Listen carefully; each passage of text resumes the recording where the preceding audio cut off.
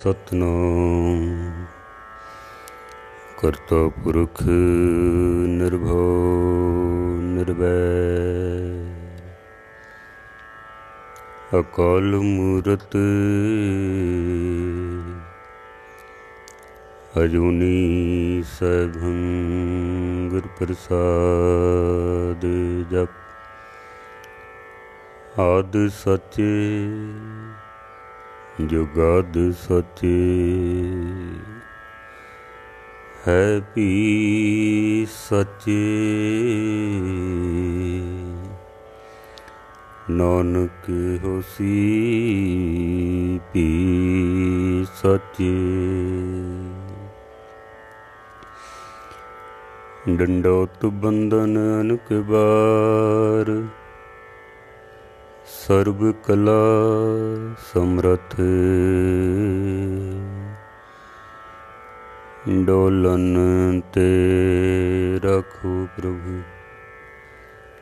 नानक दे कर हथ डोलन ते रखो प्रभु नानक दे कर हथ। परम सन्मान योग गुरु रूप साध संगत जीओ, चल रहा एक नवां प्रकरण जिस विच गुरु ग्रंथ साहब महाराज दे विच आए होए तमाम जीव जंतुआं दे पशु पंछियां दी विचार आप सरवण कर रहे हो। कल भी आपने हिरन दी विचार सरवण कीती है। कुछ होर हिरन दे गुण आप जी दे सन्मुख रख सकां, गुरबाणी अनुसार विचार आप जी दे सन्मुख रख सकां, उस तो पहले 10वें पातशाह दी बख्शिश कीती होई पावन पवित्र फतेह सनिमर प्रवान करनी। वाहिगुरु जी का खालसा वाहिगुरु जी की फतेह। आपने हिरन दी विचार सरवण कीती है। हिरन बहुत ही चंचल जानवर है, बड़ा खूबसूरत जानवर है, समाजिक पशु है, समाज विच रहन वाला, इकट्ठ विच रहन वाला है, अपने आगू दे पिछे चलन वाला है। जिवें समाज मिलजुल के काम करदा है, अपने आगुआं दे आदेश अनुसार काम करदा है, इस तरह भी काम करते हैं मिलजुल के। तां ही इन्हां नूं वड्डे वड्डे जो शिकारी पशु हैं उन्हां कोलों इन्हां नूं सुरक्षा मिलती है, उन्हां दे बच्चियां नूं सुरक्षा मिलती है। हिरन दे प्रथाएं बहुत सारियां पंक्तियां जो है गुरु ग्रंथ साहब दे विच आईयां हैं। आपने कल विचार सरवण कीती है। गुरु ग्रंथ साहब महाराज सच्चे पातशाह दे विच हिरन इस मन नूं भी आख्या गया है। साडा जो मन है ये भी हिरन है।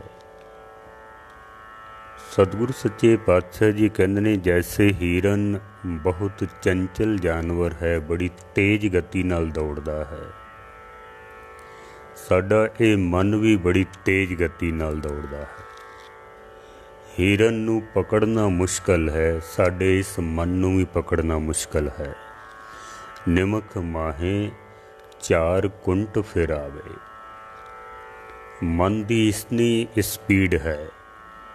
हिरन दी स्पीड कोई 45 तो 50 किलोमीटर प्रति घंटे दी स्पीड है, लेकिन मन दी तां बहुत ज़्यादा स्पीड है। हिरन नूं बड़ा चंचल चतुर जानवर मन्निया गया है। मन भी साडा बड़ा चंचल ते चतुर है। इतना सौखा ये पकड़ विच नहीं आता है। गुरु तेग बहादुर साहब महाराज जिक्र करते ने, साधो एह मन गहियो ना जाई, पकड़ विच नहीं आता है। ਸਤਿਗੁਰਾਂ ਨੇ ਮਨ ਦੇ ਪ੍ਰਥਾਏ ਪੰਕਤੀ ਜੋ ਗੁਰੂ ਗ੍ਰੰਥ ਸਾਹਿਬ ਦੇ ਵਿੱਚ ਦਰਜ ਕੀਤੀ ਹੈ। ਸਤਿਗੁਰ ਕਹਿੰਦੇ ਨੇ, ਚੰਚਲ ਚੀਤ ਨਾ ਰਹੀ ਠਾਏ, ਚੋਰੀ ਮਿਰਗ ਅੰਗੂਰੀ ਖਾਏ। ਜਿਵੇਂ ਮਨ ਚੰਚਲ ਹੈ, ਹੀਰਨ ਚੰਚਲ ਹੈ। ਹੀਰਨ ਚੋਰੀ ਛਿਪੇ ਅੰਗੂਰ ਖਾਂਦਾ ਹੈ, ਪਾਓ ਫਸਲਾਂ ਨੂੰ ਖਾਂਦਾ ਹੈ, ਫਲ ਫਰੂਟ ਖਾ ਜਾਂਦਾ ਹੈ। ਚੋਰੀ ਛਿਪੇ, ਕਿਸੇ ਨੂੰ ਪਤਾ ਨਾ ਲੱਗੇ। ਸਾਡਾ ਜਿਹੜਾ ਇਹ ਮਨ ਹੈ ਨਾ, ਇਹ ਵੀ ਵਿਕਾਰ ਰੂਪੀ ਫਲ ਖਾਂਦਾ ਹੈ, ਚੋਰੀ ਛਿਪੇ। ਪਤਾ ਨਹੀਂ ਲੱਗਦਾ ਕਦੋਂ ਇਹ ਵਿਕਾਰਾਂ ਦੇ ਮਗਰ ਤੁਰ ਜਾਂਦਾ ਹੈ, ਪਤਾ ਨਹੀਂ ਲੱਗਦਾ ਹੈ। ਸਤਿਗੁਰ ਸੱਚੇ ਪਾਤਸ਼ਾਹ ਜੀ ਕਹਿੰਦੇ ਨੇ, ਜਿਸ ਤਰ੍ਹਾਂ ਹੀਰਨ ਚੋਰੀ ਛਿਪੇ ਫਲ ਫਰੂਟ ਖਾਂਦਾ ਹੈ, ਅੰਗੂਰ ਖਾਂਦਾ ਹੈ, ਫਸਲਾਂ ਖਾ ਜਾਂਦਾ ਹੈ, ਇਸ ਤਰ੍ਹਾਂ ਵਿਕਾਰ ਜਿਹੜੇ ਨੇ ਉਹ ਵੀ ਸਾਡੇ ਮਨ ਦੇ ਵਿੱਚ ਜਿਹੜੇ ਗੁਣ ਹਨ ਉਹਨਾਂ ਨੂੰ ਖਾ ਜਾਂਦੇ ਹਨ। ਮਨ ਸਾਡਾ ਹੀਰਨ ਦੀ ਤਰ੍ਹਾਂ ਵਿਕਾਰ ਰੂਪੀ ਫਸਲਾਂ ਨੂੰ ਖਾ ਜਾਂਦਾ ਹੈ। ਦੋਨੋਂ ਤਰਫ ਅਸੀਂ ਇਸ ਦੇ ਅਰਥ ਕਰ ਸਕਦੇ ਹਾਂ। ਮਹਾਰਾਜ ਸੱਚੇ ਪਾਤਸ਼ਾਹ ਜੀ ਕਹਿੰਦੇ ਨੇ ਕਿ ਗੁਰ ਦਿਖਲਾਈ ਮੋਰੀ, ਜਿਤ ਮਿਰਗ ਪੜਤ ਹੈ ਚੋਰੀ। ਪਰ ਗੁਰੂ ਨੇ ਮੇਰੇ ਉੱਤੇ ਕਿਰਪਾ ਕੀਤੀ ਹੈ, ਜਿੱਥੋਂ ਵਿਕਾਰ ਰੂਪੀ ਹੀਰਨ ਮੇਰੇ ਮਨ ਦੇ ਉੱਤੇ ਪੈਂਦੇ ਸਨ, ਜੋ ਗੁਣਾਂ ਦੀ ਫਸਲ ਨੂੰ ਖਾ ਜਾਂਦੇ ਨੇ। ਮੈਂ ਪਹਿਲੇ ਅਰਜ਼ ਕੀਤੀ ਹੈ, ਮਨ ਨੂੰ ਵੀ ਹੀਰਨ ਆਖਿਆ ਗਿਆ ਹੈ, ਅਤੇ ਜਿਹੜੇ ਵਿਕਾਰ ਨੇ, 5 ਵਿਕਾਰ ਨੇ, ਉਹਨਾਂ ਨੂੰ ਵੀ ਹੀਰਨ ਆਖਿਆ ਗਿਆ। ਜਿਹੜੀਆਂ 10 ਇੰਦਰੀਆਂ ਨੇ ਸਾਡੀਆਂ, ਉਹਨਾਂ ਇੰਦਰੀਆਂ ਨੂੰ ਵੀ ਹੀਰਨ ਆਖਿਆ ਗਿਆ ਹੈ, ਕਿਉਂਕਿ ਉਹ ਚੰਚਲ ਨੇ, ਪਕੜ ਵਿੱਚ ਨਹੀਂ ਆਉਂਦੀਆਂ ਹਨ। ਤੋ ਮਹਾਰਾਜ ਸੱਚੇ ਪਾਤਸ਼ਾਹ ਜੀ ਕਹਿੰਦੇ ਨੇ ਕਿ ਗੁਰ ਦਿਖਲਾਈ ਮੋਰੀ, ਜਿਤ ਮਿਰਗ ਪੜਤ ਹੈ ਚੋਰੀ। ਗੁਰੂ ਨੇ ਕਿਰਪਾ ਕੀਤੀ ਹੈ ਵੀ ਜਿੱਥੋਂ ਮਿਰਗ, ਵਿਕਾਰ ਰੂਪੀ ਮਿਰਗ ਆ ਕੇ, ਹੀਰਨ ਆ ਕੇ ਪੈਂਦੇ ਸਨ, ਜੋ ਗੁਣਾ ਰੂਪੀ ਫਸਲ ਨੂੰ ਖਾ ਜਾਂਦੇ ਸਨ, ਗੁਰੂ ਨੇ ਕਿਰਪਾ ਕਰਕੇ ਮੈਨੂੰ ਉਹ ਰਸਤੇ, ਉਹ ਮੋਰੀ ਦਿਖਲਾ ਦਿੱਤੀ ਹੈ ਜਿੱਥੋਂ ਹੀਰਨ ਪ੍ਰਵੇਸ਼ ਕਰਦੇ ਸਨ।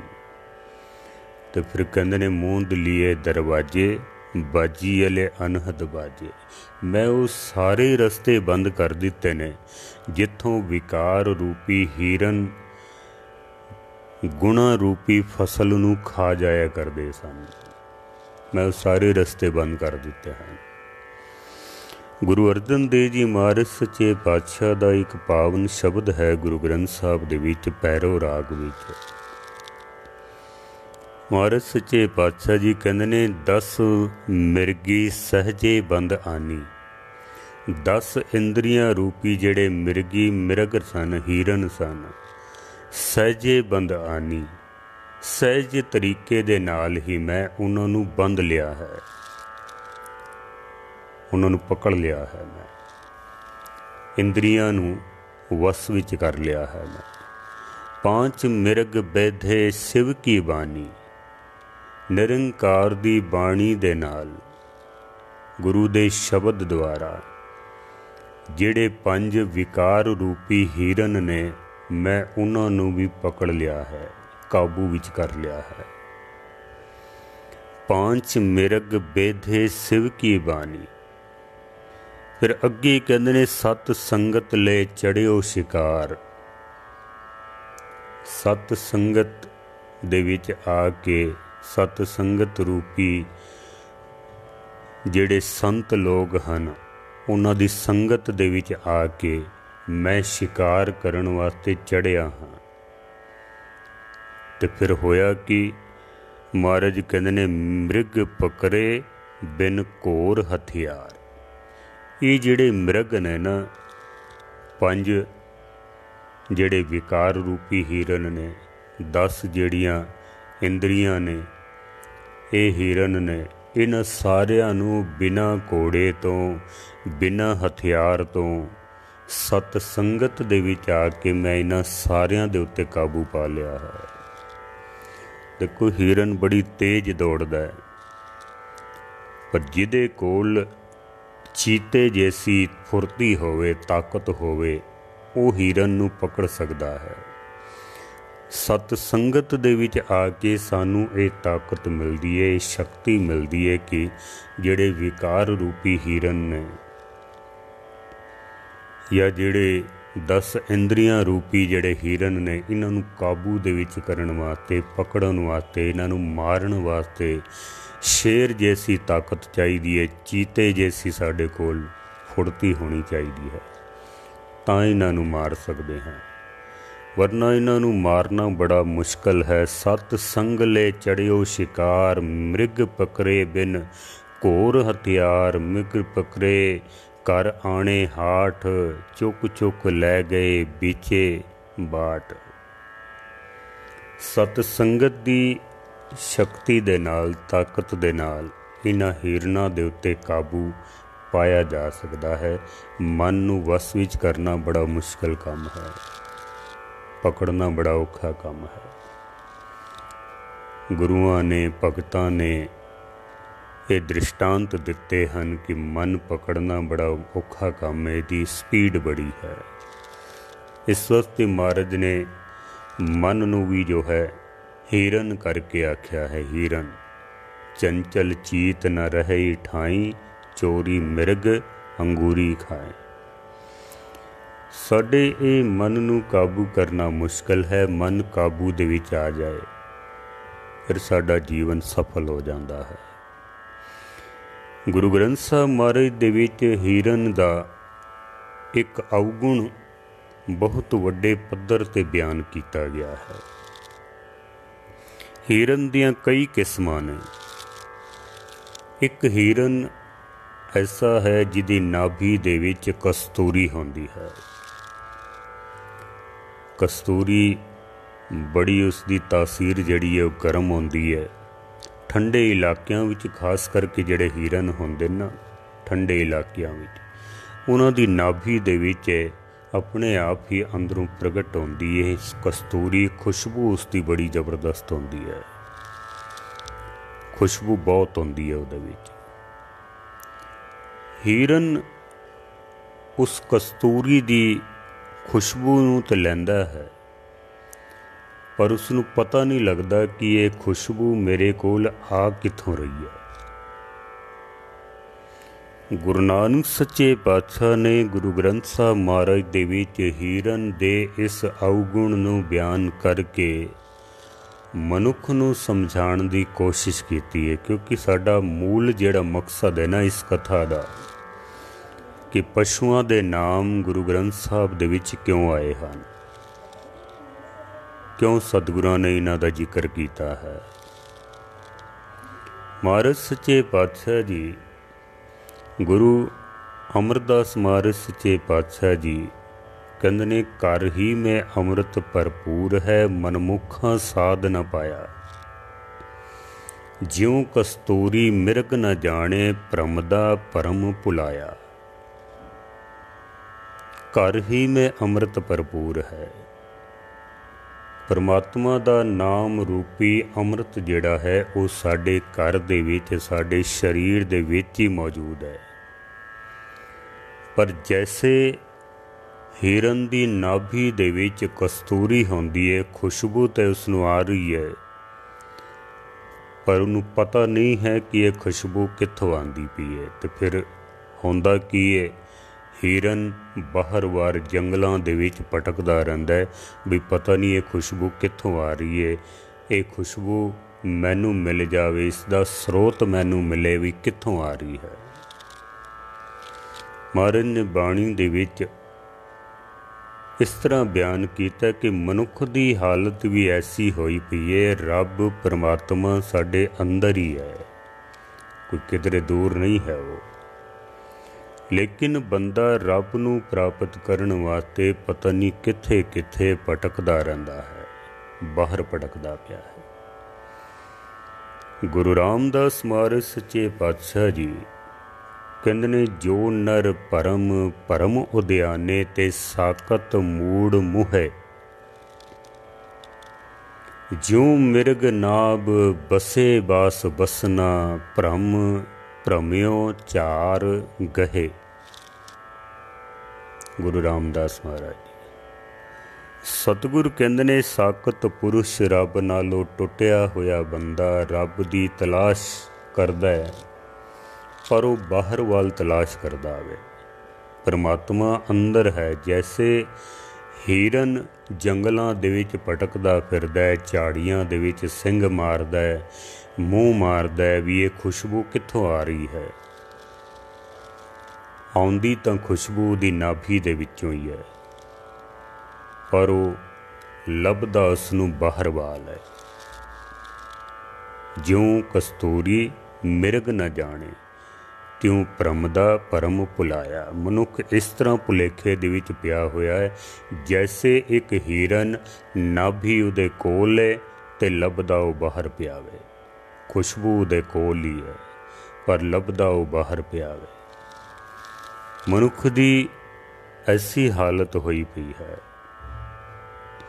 ਗੁਰੂ ਰਾਮਦਾਸ ਮਹਾਰਾਜ ਦਾ ਇੱਕ ਹੋਰ ਵੀ ਸ਼ਬਦ ਹੈ, ਜਿਸ ਵਿੱਚ ਸਤਿਗੁਰਾਂ ਨੇ ਇਸ ਤਰ੍ਹਾਂ ਦੀ ਵਿਚਾਰ ਸਾਡੇ ਸਨਮੁਖ ਰੱਖੀ ਹੈ ਕਿ ਮਨੁੱਖ ਦੀ ਕੀ ਹਾਲਤ ਹੈ।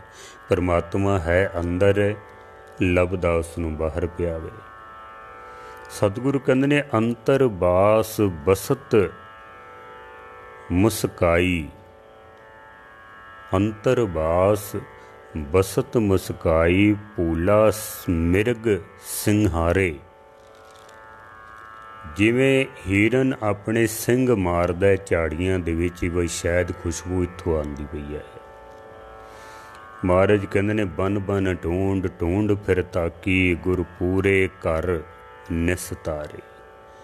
ਬਨਾਂ ਦੇ ਵਿੱਚ ਭਟਕ ਭਟਕ ਕੇ ਲੱਭ ਲੱਭ ਕੇ ਥੱਕ ਜਾਂਦਾ ਹੈ, ਪਰ ਪੂਰੇ ਗੁਰੂ ਨੇ ਇਹ ਦੱਸ ਦਿੱਤਾ ਹੈ ਕਿ ਪਰਮਾਤਮਾ ਕਿਧਰੇ ਬਾਹਰ ਨਹੀਂ ਹੈ, ਪਰਮਾਤਮਾ ਤੇਰੇ ਅੰਦਰ ਹੀ ਹੈ।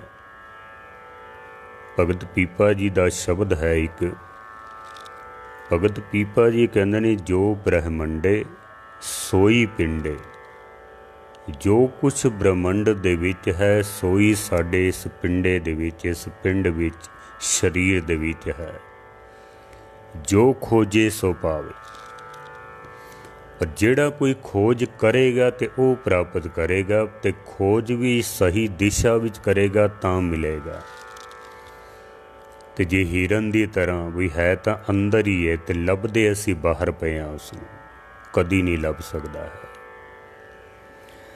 ਪਰਮਾਤਮਾ ਨੂੰ ਲੱਭਣ ਵਾਸਤੇ ਕੋਈ ਜੰਗਲਾਂ ਦੇ ਵਿੱਚ ਜਾਂਦੇ ਨੇ, ਕੋਈ ਪਹਾੜਾਂ ਦੀਆਂ ਕੰਧਰਾਂ ਦੇ ਵਿੱਚ ਭਟਕਦੇ ਪਏ ਨੇ, ਕੋਈ ਪੁੱਠੇ ਲਟਕਦੇ ਨੇ, ਕੋਈ ਤੀਰਥਾਂ 'ਤੇ ਜਾ ਕੇ ਭਟਕਦੇ ਪਏ ਨੇ, ਕੋਈ ਇਸ ਡੇਰੇ 'ਤੇ, ਕੋਈ ਉਸ ਡੇਰੇ 'ਤੇ, ਕੋਈ ਇਸ ਬਾਬੇ ਕੋਲ, ਕੋਈ ਉਸ ਬਾਬੇ ਕੋਲ। ਪਤਾ ਨਹੀਂ ਕਿੱਥੇ ਕਿੱਥੇ ਲੋਕ ਜਿਹੜੇ ਨੇ ਉਹ ਭਟਕ ਰਹੇ ਹਨ।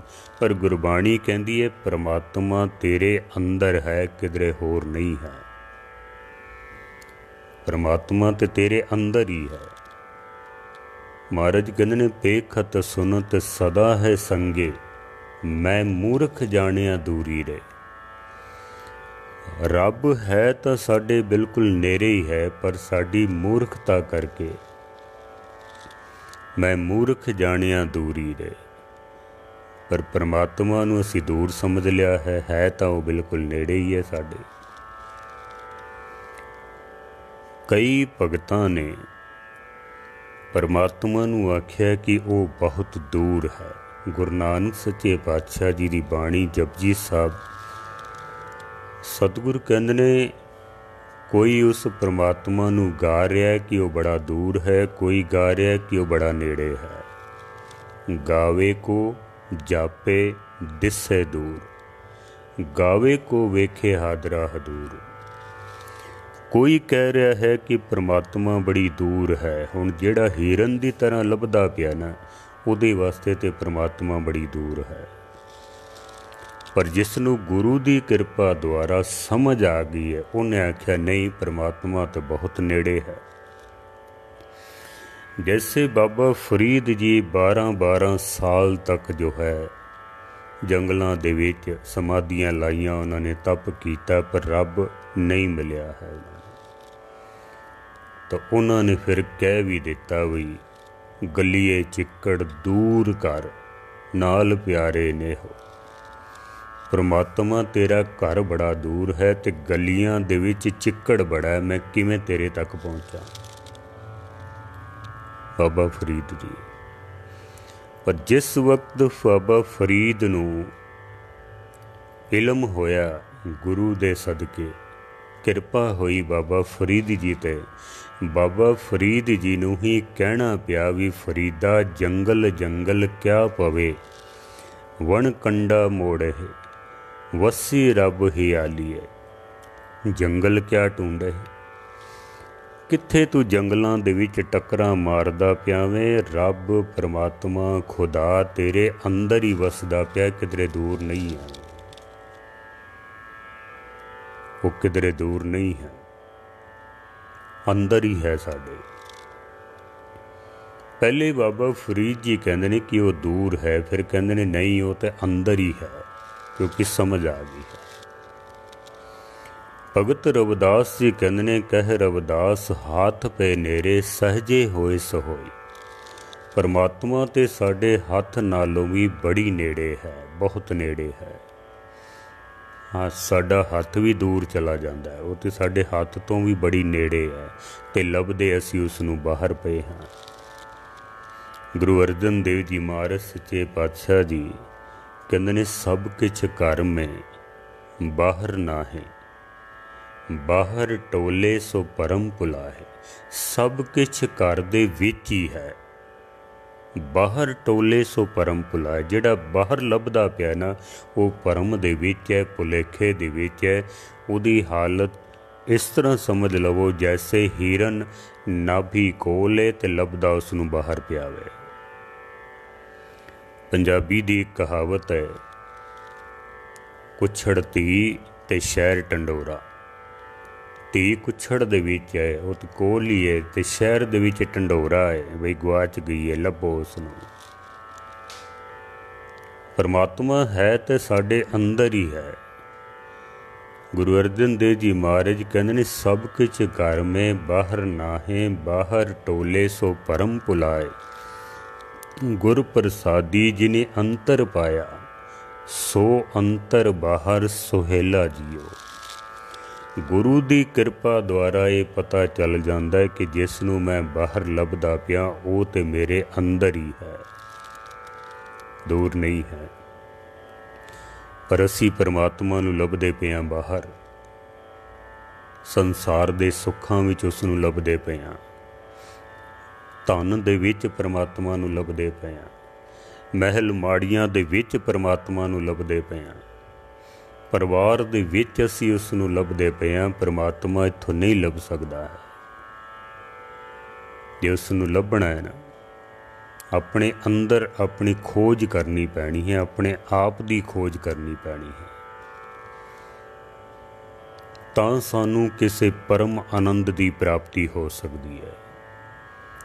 मैं थोड़े दिन पहले भी अर्ज की सी कि असी जिथे सुख लभदे पे हाँ उत्थे सुख नहीं हैं, जिथे सुख है उत्थे असी लभदे नहीं पे हाँ। संसार दे सुख लभने ने ते बाहरों लभणगे, जे परमात्मा लभना है तो सानू अंदरों लभेगा। पर असी पुठे पासे चल पैने आ।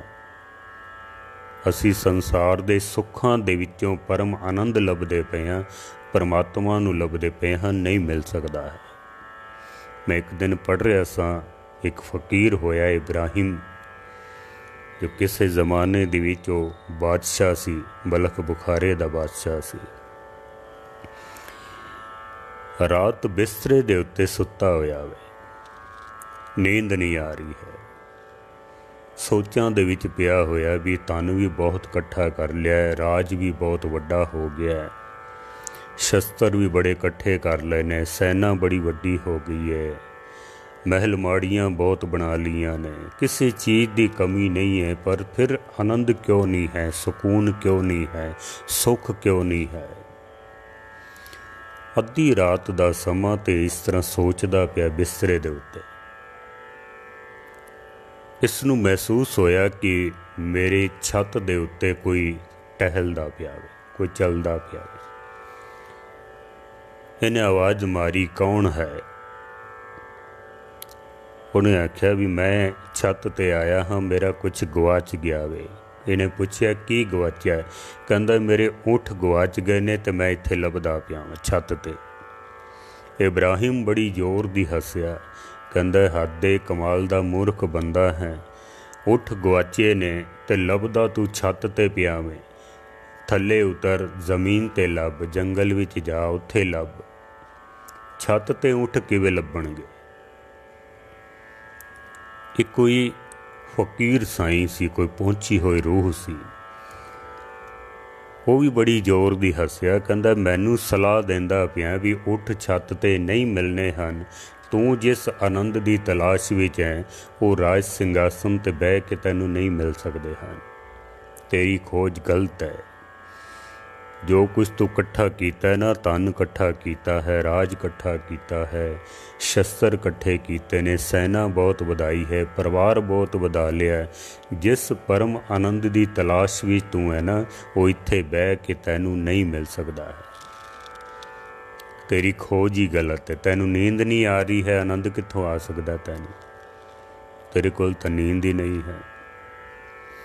पर असी परमात्मा नू जो है बाहर वाल लभदे पे है, परमात्मा साडे अंदर ही। वो तो रोम रोम दे विच वसिया होया। भुगत ज्ञान दया भंडारण घट घट वाजे नाद। हर घट दे विच, हर शरीर दे विच परमात्मा मौजूद है। हर घट दे विच कोई जगह ऐसी नहीं है जिथे परमात्मा मौजूद ना होवे। कोई ऐसी जगह नहीं है कि जिथे असी कह सकीए कि इस जगह ते परमात्मा नहीं है। बुल्ले शाह कहंदे ने भी, बोलिया रब तैथों वख नहीं, पर वेखण वाली अख नहीं है। वो परमात्मा तो हर जगह ते मौजूद है, हर घट दे विच मौजूद है, हर शरीर दे विच मौजूद है, पर असी लभदे उसनू बाहर पे हाँ। रब है हर जगह ते, सदा अंग संगे अभंगम विभूत है। बड़े सुंदर बोल ने गालिब दे। वो कहंदा मिट ही जाते दुनिया से गुनाहों के तसव्वुर गालिब, गर यकी हो जाए कि खुदा देखता है। वो जेड़ा परमात्मा हर वक्त साडे नाल है, साडे अंदर ही है। किधरे मनुख नू यकीन हो जाए ना भी वो वेखदा पिया मैनू, मेरे कोल ही है, दूर नहीं है वो, तो दुनिया ते जितने गुनाह होंदे पे ने ना, सब मिट जाणगे। फिर कोई गुनाह रह नहीं जाएगा। पर बंदा हर गुनाह करन लगा है, ये तो जरूर देखदा भी कोई बंदा मैनू ना वेख लवे, पर यह वेखना भुल जाता है कि वो रब जेड़ा हर वक्त मेरे कोल है, मेरे नाल है, मैनू वेखदा पिया। वो गुनाह करन लगिया असीं भुल जाने हैं, क्योंकि इस रब नू समझिया ही दूर है, जो हर वक्त नेड़े है, साडे हथ तो भी नेड़े है, पर असीं उसनू समझिया होया बहुत दूर, लभदे पे उसनू बहुत दूर। महाराज कहंदे ने मनुख की हालत ऐसी होई पई है जैसे हिरन की हालत, ज्यों कस्तूरी मिरग न जाने, भ्रमदा भरम भुलाया। मनुख भी इस तरह ही भटकदा पिया है। इस्लामिक इतिहास दे विच एक गाथा है राबिया दी। ये भी बड़ी पहुंची हुई संत हुई है, फकीर हुई है इस्लाम दी। राबिया कुरान ऐसे ढंग नाल पढ़दी सी कि कुरान दा रूप हो जाती सी, बड़ी वज़्ज़त दे विच, बड़ी लय दे विच पढ़दी सी। हसन फकीर इहदे कोल रोज़ाना कुरान सुनन वास्ते आंदा सी, रोज़ आंदा सी।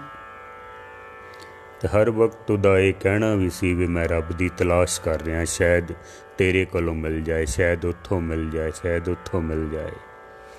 हर वक्त तड़फिया रहिंदा सी। राबिया एक दिन शाम दे वक्त अपने घर दे बाहर वेड़े दे विच कुछ लभदी पई है। उपरों आ गया हसन फकीर। उन्हें आउंदे ही पुछया भी की लभदी पई है। राबिया कहंदी है फकीरा सोई लभदी पई है, मेरी सोई गवाच गई है। हसन फकीर कहंदा भी कोई अंदाजा है भी कित्थे डिगी है, वो कित्थे गवाची है, कोई अंदाजा? राबिया कहंदी है गवाची तां वो कमरे दे विच है अंदर। हसन फकीर खिलखिला के हस पिया। कहंदा ही मैनू शक तो पहले सी भी तू पागल है, तो हुण तो मैनू यकीन हो गया भी तू पागल है। संसार ने भगतां नू पागल ही करार दिता है, तां ही संसार दा ते भगतां दा आपस विच जोड़ मेल नहीं बैठता है, तालमेल नहीं बैठता है। भगतां ते संसारियां जोड़ कदे ना आया, जोड़ मेल नहीं बैठता है। हसन फकीर कहंदा भी शक ते मैनू पहले सी, हुण ते यकीन हो गया भी तू पागल है। क्यों? सूई गवाची है कमरे दे विच ते तू लभदी पई है उसनू वेड़े दे विच। जिथे गवाची है तू उत्थे लभ। राबिया कहंदी है अंदर बड़ा अंधेरा है, अंदर अंधेरा है, बाहर चानना है, मैं बाहर लभदी पई हां। ते हसन फकीर कहंदा भी जिथे चानना है उत्थे सोई कोई नहीं, जिथे अंधेरा है उत्थे सोई है। ते तू जिथे सोई डिग्गी है, जिथे अंधेरा है, तू उत्थे चानना कर लै, तू उत्थे दीवा बाल लै, तैनू सोई उत्थे ही लभेगी, बाहर नहीं लभ सकदी है। तू उत्थे दीवा बाल लै, शायद तैनू लभ जावे। राबिया कहंदी है फकीरा मैं तैनू यही समझाना चाहनी हाँ भी कित्थों तक तू बाहर भटकदा रहेगा। जिथे तू तलाश करदा पिया उत्थे परमात्मा है नहीं, जिथे परमात्मा खुदा है उत्थे तू तलाश नहीं करदा पिया। अपने हिरदे दा ही दीवा जगा लै, ना भटक जगह जगह ते, अपने अंदर दा दीवा जगा लै। खुदा परमात्मा तैनू अंदर ही लभ जाएगा। सब कुछ घर में बाहर ना है, बाहर टोले सो परम भुलाए। कित्थों तक तू भटकदा रवेगा। खुदा नू लभना है, तू रब नू लभना है, अपने अंदरों लभ, बाहर नहीं मिलेगा तैनू। कित्थों तक भटकदा रहेगा। ते हिरदे दा दीपक जला लै, अंधियारे दीपक चाहिए एक बस्त अगोचर लही है। अंदर अंधेरा है, परमात्मा भी अंदर है। अंदर दे शब्द दा दीपक जल जावे, हिरदे दा दीवा जल जावे, खुदा परमात्मा सानू अंदरों ही लभेगा। एक बस्त अगोचर पाई, कट दीपक रहा समाई। हिरदे दा दीवा बाल लो, एक अगोचर वस्तु जिथे साडी पहुँच नहीं है, वो परमात्मा सानू साडे अंदर ही प्राप्त हो सकता है, किधरे बाहर नहीं मिलेगा। अंदर दा दीवा असी बाल लईए। गुरु गोबिंद सिंह महाराज सच्चे पातशाह कहते हैं कि वो खुदा परमात्मा रब सदा अंग संगे अभंगम विभूत है।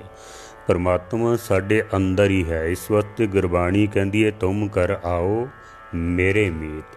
अपने घर विच आओ, अपने अंदर आओ, परमात्मा अंदरों मिलेगा, बाहरों नहीं। बहुत लंबी चौड़ी कथा विचार है इसकी, पर हुण समा समाप्त हो गया है। किधरे ऐसा ना होवे कि असी बाहर भटकते रहिए ते परमात्मा साडे अंदर है। जैसे हिरन दी नाभि दे विच कस्तूरी है, पर उहदी खुशबू लैके बाहर वल भटकदा पिया। महाराज कहंदे ने तू हिरन कोलों सिख, नाभि उहदे कोल है ते भटकदा बाहर पिया।